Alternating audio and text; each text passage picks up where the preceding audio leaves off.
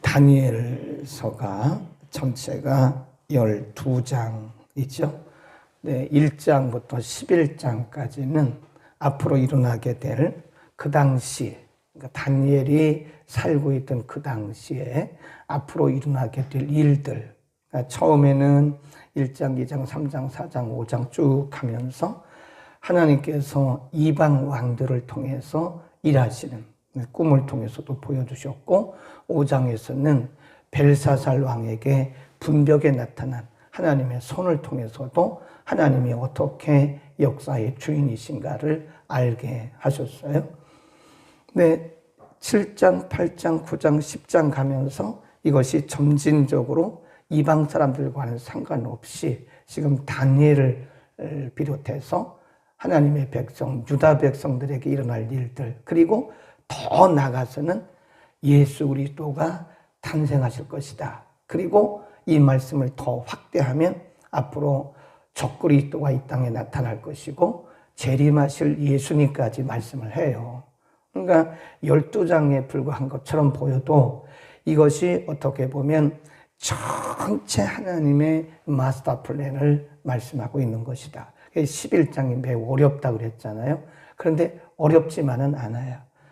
우리가 요한계시록을 봐도 요한계시록이 굉장히 어렵고 두렵고 무서워서 사람들이 요한계시록을 안 보거든요. 그런데 요한계시록을 우리가 전통적으로 해석을 잘못해서 요한계시록이 어려운 것이고, 전통적으로 해석을 잘못했어요. 성경을 깊이 알지 못하는 옛날 어른들이 요한계시록을 무섭게 가르쳤어요. 그러니까 많은 분들이 요한계시록을 안 읽어요. 근데 그게 아니거든요. 요한계시록의 목적은 우리를 겁주고 무섭게 하기 위한 게 절대 아닙니다. 다니엘서하고 아주 비슷해요. 그래서 우리 이거를 뭐라 그러냐? 계시의 점진성이다. 이 전체가 12장인데 처음에는 다니엘에 대한 얘기, 사드락, 메삭, 아벳느고의 얘기, 그 다음에 느부갓네살, 점점 넓어지잖아요. 이 개인적인 얘기 하다가 느부갓네살, 벨사살, 다리오. 그 다음에 쭉 나가다 보면 이제 메시아가 오시고 더 나가면 예수 그리스도의 재림까지 말씀을 하고 있는 거예요. 우리가 뭐라 그래요? 역사의 점진성이라. 그러니까 하나님이 우리에게 말씀을 가르치실 때 처음부터 말씀을 다 이렇게 오픈을 하신 것은 하나님을 절대적으로 신뢰해야 된다. 아멘. 왜냐하면 우리가 오늘 12장을 봐도 하나님은 결국 궁극적으로 백성들에게 승리를 주시는 거예요. 우리가 지나올 때 보면 2장, 3장, 4장, 5장, 6장 이렇게 쭉 지나오면서 유다 백성들이 얼마나 힘들었어요. 예, 그 짐승 같은 왕. 심지어는 바벨론 왕이 짐승 같은 왕이에요. 그러니까 하나님이 나중에 그를 7년 동안 머리를 이상하게 만들어서 들여서 7년을 살게 하시잖아요. 얼마나 혹독하고 얼마나 무지한 짐승 같은 왕이었나요? 근데 오늘 본문에 보면 이런 모든 악독한 왕들을 하나님께서 싹 제거하세요. 그리고 12장에 오면 하나님의 백성들에게 큰 영광을 주세요. 보세요. 36절에 보면 이 왕이 로마 시대에 일어날 왕이죠. 마지막에 있게 될 왕. 이 왕이 자기 뜻대로 행하며 스스로 높여 모든 신보다 크다 하여 비상한 말로 신들의 신을 대적하여 형통하기를 분노하심이 쉴 때까지 하리니 이는 그 작정한 일이 반드시 이룰 것입니다. 그가 모든 것보다 스스로 크다 하고 그 열조의 신들과 여자의 사모하는 것을 돌아보지 아니하며 아무 신이든지 돌아보지. 이 정도 교만한 거예요. 네. 나라도 백성도 어떤 왕도 어떤 신도 이 사람 앞에는 아무것도 아닌 거예요. 최고로 교만한 거예요.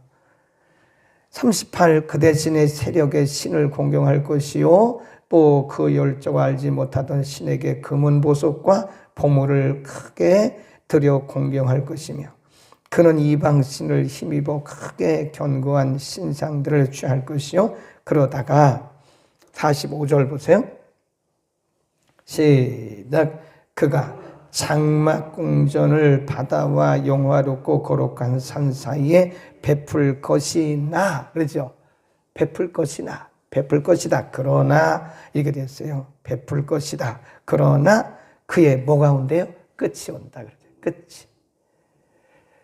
그래서 그렇게 세상 나라가 강대하고 로마 황제들이 로마 제국의 여러 왕조들이 그렇게 강대하고 믿는 사람들을 박해하고 교회를 핍박하고 뭐 아주 신적인 존재 같은 그런 권력이고 나라였지만 뭐가 왔어요? 그 끝. 이게 누구냐? 누구의 형상을 미리 우리에게 보여주시냐면 적그리스도를 상징하는 적그리스도. 다르게 말하면 이 세상 나라를 말합니다. 이 세상 나라가 신적 존재예요. 사람들이. 오죽했으면 사람들이 이 재물을 숭배하는 맘모니즘. 이 돈 숭배도 종교예요, 종교. 예, 맘모니즘 그러잖아요. 이게 종교라니까요. 사람들이 돈을 숭배해요. 그 종교입니다. 그들에게 있어서는 돈이 신이에요, 신. 권력을 숭배하는 사람들은 그게 권력 종교입니다. 사람들이 권력에 취하는 거예요. 네. 사단이 사람들을 그렇게 돈에 취하게 만들고, 지식에 취하게 만들고, 권력에 취하게 만들고, 자기 이고이즘이라고 하는 자기 숭배도 있어요. 이 마지막 때는 자기 숭배도 있습니다. 얼마나 사람들이 교만하고 그리고 강팍한지 몰라요. 끝에 이즘이 들어가면 그거 다 주의라고 하는데 우리가 볼 때는 그 주의가 아니고 종교. 예, 배금 종교, 자기 숭배 종교. 나는 아니라고 말할지 모르지만 사람들을 보세요. 믿음 밖의 사람들을 보면 자기가 신이에요. 자기 신입니다. 뭐 절대적으로 자기가 신입니다. 자기 말 외에는 안 들어요. 예, 우리가 이렇게 사람들이 움직이는 것을 보면 정치인들이나 경제인들이나 이렇게 학자들도 보면요. 자기가 신이에요. 자기가 가지고 있는 사상 외에는 어떤 것도 허락을 하지 않아요. 그 신입니다. 근데 그런 것들이 다 무너져요. 세상의 권력과 명예 그리고 지혜와 물질은 다 끝이 와요. 그리고 집에 가서 읽어보세요. 요한계시록 17장, 18장이 이게 바벨론의 멸망에 대한 말씀인데 바벨론이 이 세상 나라를 얘기하는 거예요. 예, 이 세상 잠깐 볼까요? 그러면 자 요한계시록 17장을 잠깐 보세요. 바벨론의 멸망. 그래서 바벨론을 뭐라고 얘기를 하냐면 음녀라고 그래요. 음녀. 바벨론은 이 세상을 얘기합니다. 17장 1절부터 보세요. 17장 1절 또 일곱 대접을 가진 일곱 천사 중 하나가 와서 내게 말하여 가로되 이리 오라. 많은 물 위에 앉은 큰 음녀. 이게 이 세상이에요. 이 세상의 권력을 말합니다. 큰 음녀에 받을 심판을 내게 보이리라. 땅의 임금들도 그로 더불어 음행하였고 땅에 거하는 자들도 그 음행의 포도주에 취하였다. 네, 취하였다. 이 세상에 취한, 이 세상 권력에 물질에 자기주의에 사람들이 취해 살아가는 거예요. 이게 사단의 역사입니다. 그래서 음녀라고 그래요. 세상의 영, 세상을 통치하는 영. 4절 시작. 그 여자는 자줏빛과 붉은빛 옷을 입고 금과 보석과 진주로 꾸미고 손에 금잔을 가졌는데 가증한 물건과 그의 음행에 들어온 것들이 가득하더라. 그 이마에 이름이 기록되었으니 비밀이라. 큰 바벨론이라 그랬어요. 땅의 음녀라 그랬습니다. 이게 적그리스도고 이 세상을 상징하는 것입니다.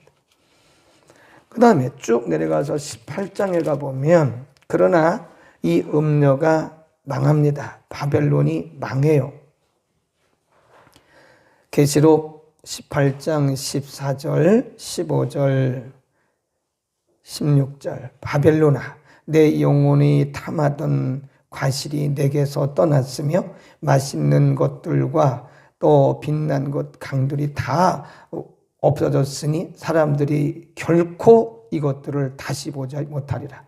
이 세상의 권력이나 재물이나 이런 것들이 다 끝나버린다는 거예요. 바벨론을 인하여 15절 바벨론을 인하여 치부한 이 상품의 상고들이 그 고난을 무서워하여 멀리 서서 울고 애통하며 가로되 화이또다 화이또다. 큰 성이요 세마포의 자주와 붉은 옷을 입고 금과 보석과 진주로 꾸민 것이다. 이게 뭐예요? 다 세상을 의미하는 거예요. 음료.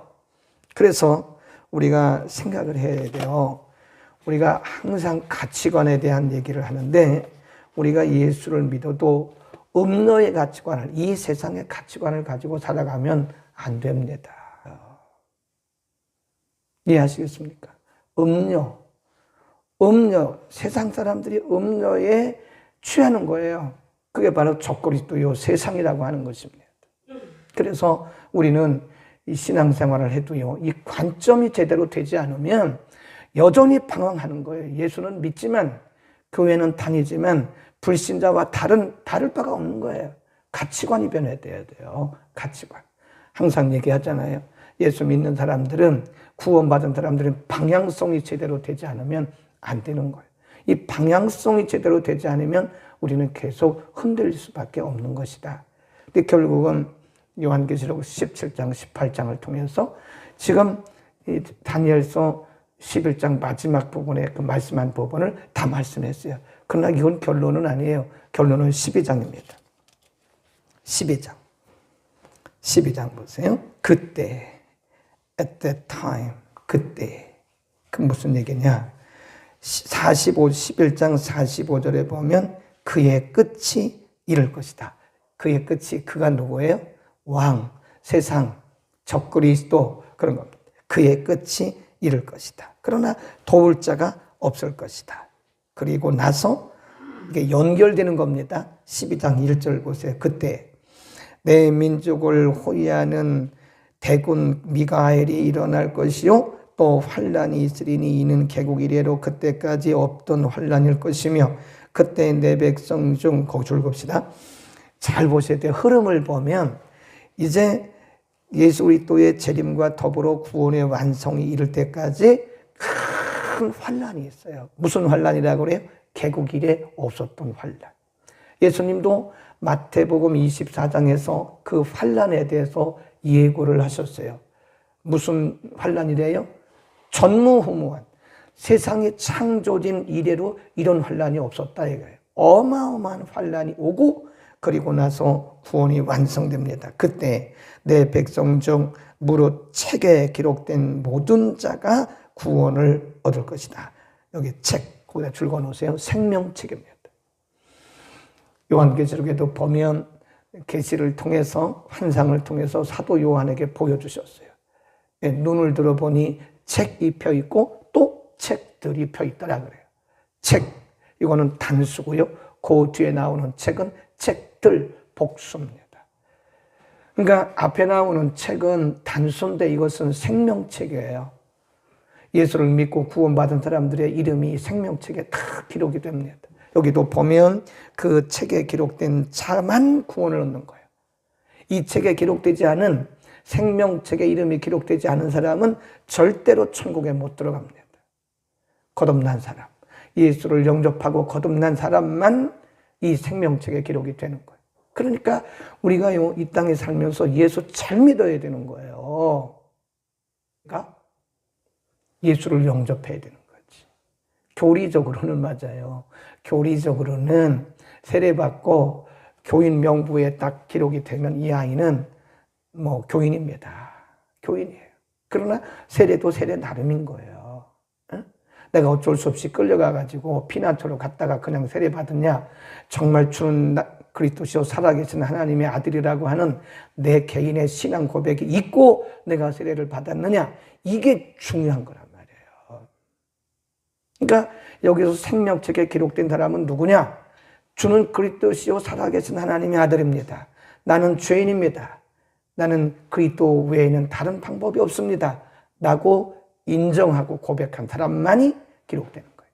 그 사람만이 생명책에 기록된 거예요. 어쨌든 생명책에 기록된 사람만 이제 그곳에 가게 되고요. 그 다음에 2절 보세요.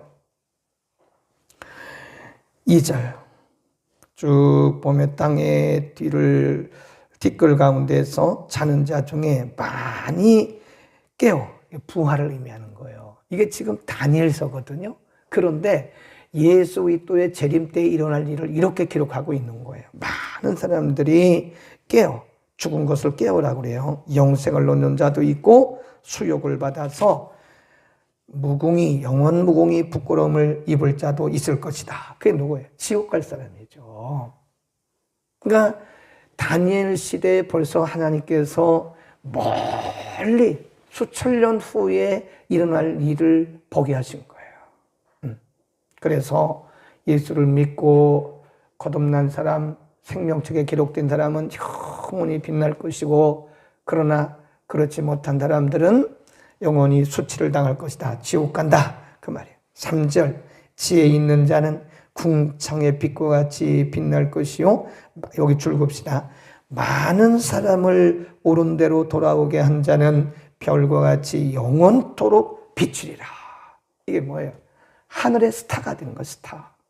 영원한 스타가 된다. 아멘. 우리는 영원한 스타가 중요하죠. 이 땅에서 잠깐 누리는 그 인기가 뭘 그렇게 중요합니까?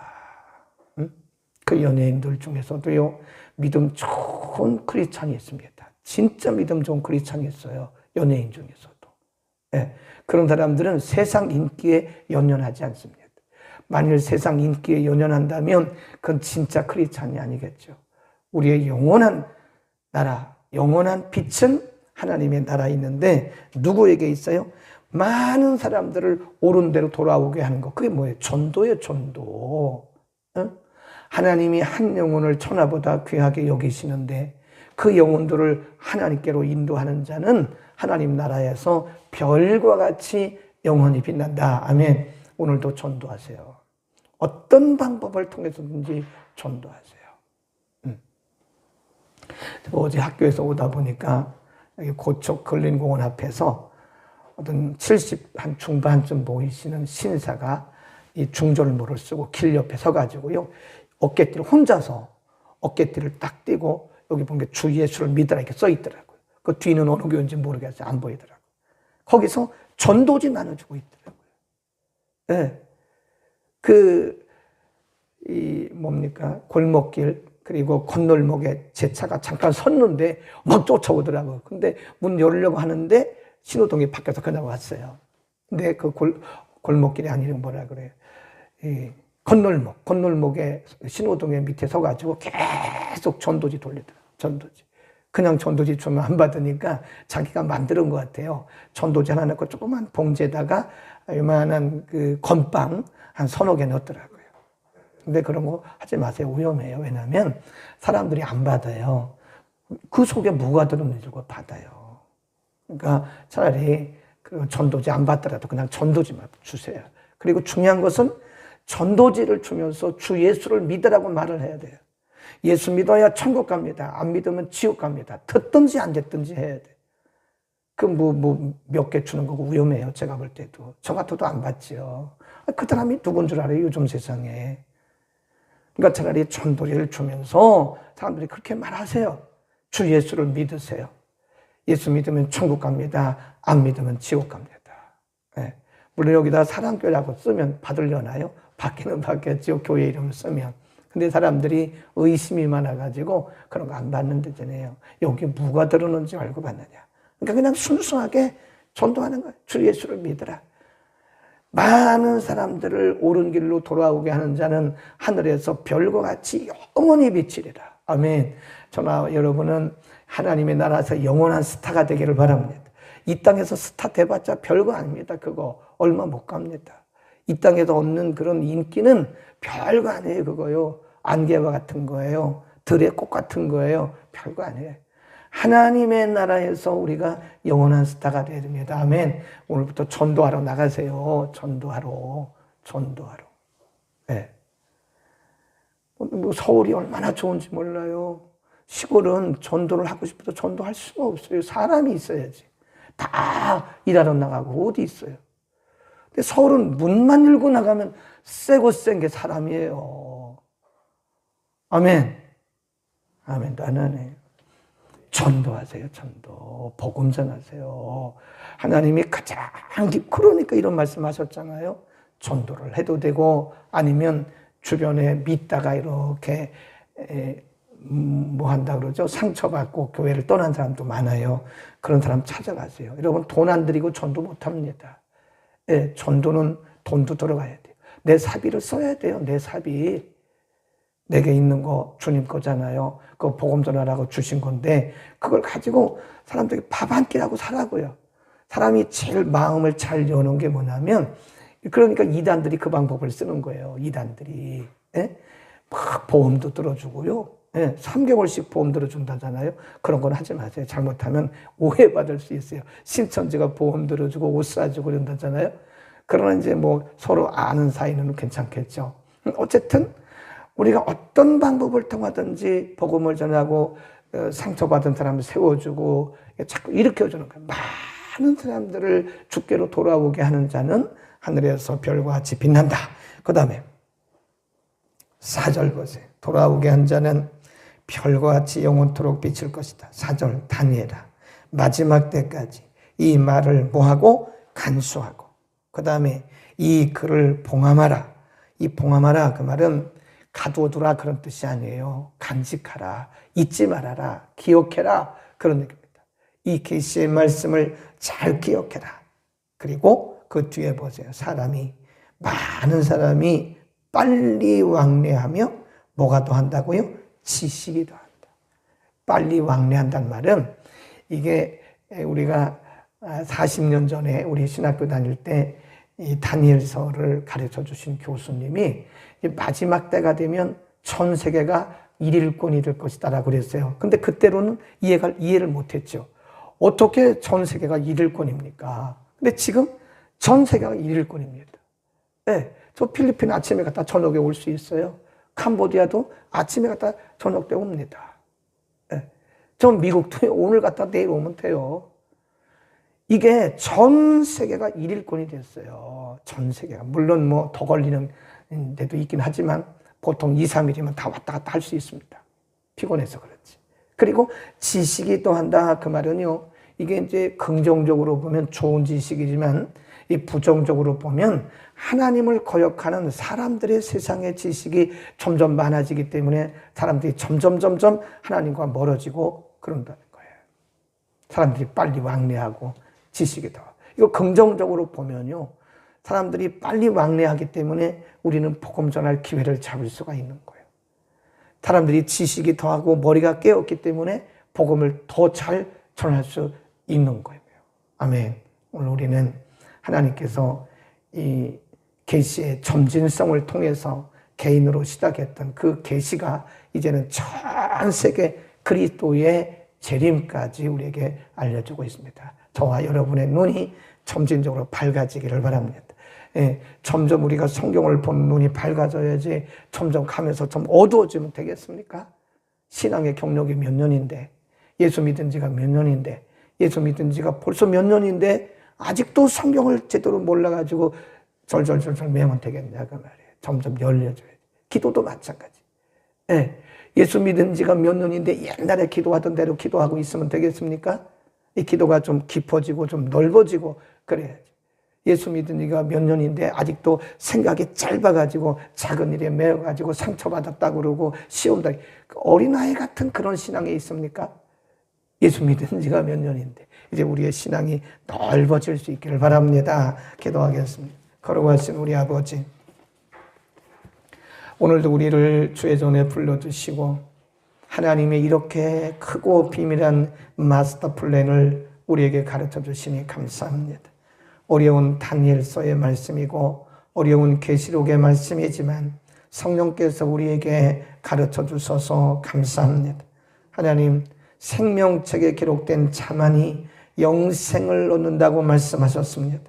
아버지, 우리 주변에 혹은 우리 가족들 가운데 아직도 예수를 인격적으로 영접하지 못한 자가 수두룩하고 있습니다.